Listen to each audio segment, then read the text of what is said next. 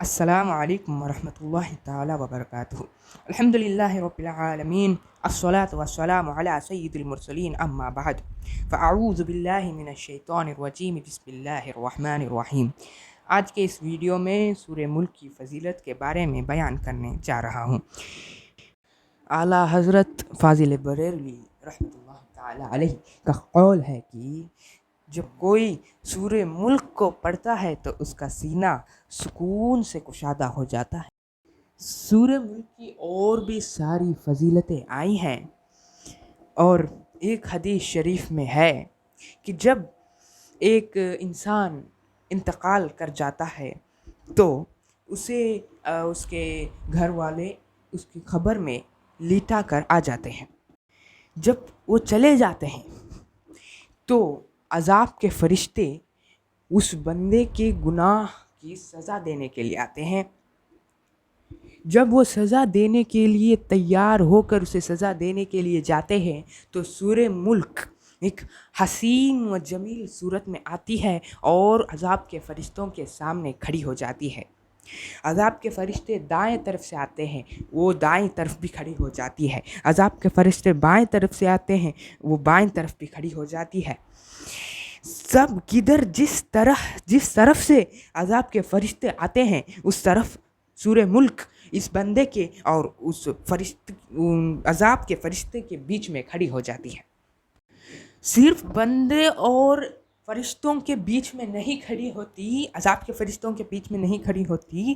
یہ جب عذاب کے فرشتے یہ پوچھتے ہیں کہ تو کیوں کھڑی ہو رہی ہے، میں عذاب دینے کے لیے آیا ہوں، تو یہ کہتی ہے کہ یہ روزانہ مجھے تلاوت کرتا تھا، اس لیے میں تمہیں اس کو عذاب دینے کی اجازت نہیں دیتی تھی۔ جب فرشتے کہتے ہیں کہ وہ ان کے جانب سے نہیں آئے، اللہ تعالیٰ کے حکم سے اسے عذاب دینے کے لیے آئے ہیں، تو سورہ ملک کہتی ہے کہ تم رکو، میں اللہ تعالیٰ سے بات کر آتی ہوں۔ سورہ ملک اللہ تعالیٰ کے پاس جاتی ہے اور پوچھتی ہے کہ تو اس بندے کو کیوں عذاب دے رہا ہے؟ تو اللہ تعالیٰ فرماتا ہے کہ اس نے دنیا میں گناہ کیے تھے، اس لیے اس کو عذاب دیا جا رہا ہے۔ جب اللہ تعالیٰ یہ کہتا ہے تو سورہ ملک اس بندے کی سفارش کرنے کے لیے لگ جاتی ہے، تب اللہ تعالیٰ نہیں مانتا۔ سورہ ملک کہتی ہے کہ یہ روزانہ مجھے تلاوت کرتا تھا، تب بھی اللہ تعالیٰ نہیں مانتا۔ لیکن سورہ ملک یہ اللہ تعالیٰ سے یہ پوچھتی ہے کہ کیا میں تیرے کلام کا ایک حصہ نہیں ہوں؟ تو اللہ تعالیٰ کہتا ہے کیوں نہیں؟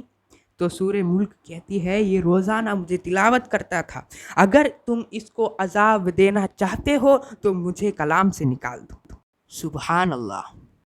اللہ تعالیٰ سورہ ملک کی سفارش قبول کرتا ہے اور سورہ ملک کو کہتا ہے کہ تم اس کے خبر میں روشنی لے جاؤ۔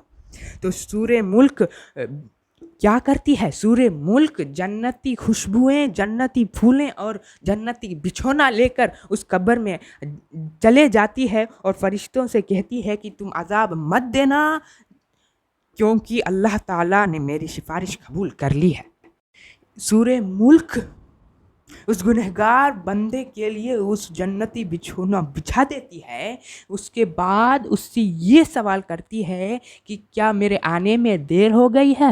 اس کے بعد سورہ ملک کبھی بھی اس قبر میں اندھیرا ہونے کے لیے نہیں دیتی۔ صرف اتنا ہی نہیں، سورہ ملک حشر کے میدان میں بھی اس کی سفارش کرتی ہے اور جہنم کے آگ سے بچا کر اسے جنت میں داخل کرواتی ہے۔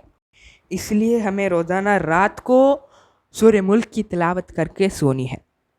اگر کوئی تلاوت نہیں کر پایا تو اچھے سے قاری کے ایک اس سورہ کو سن کر سو سکتا ہے، جو صرف 3 یا 3.5 منٹ میں ہو جاتی ہے۔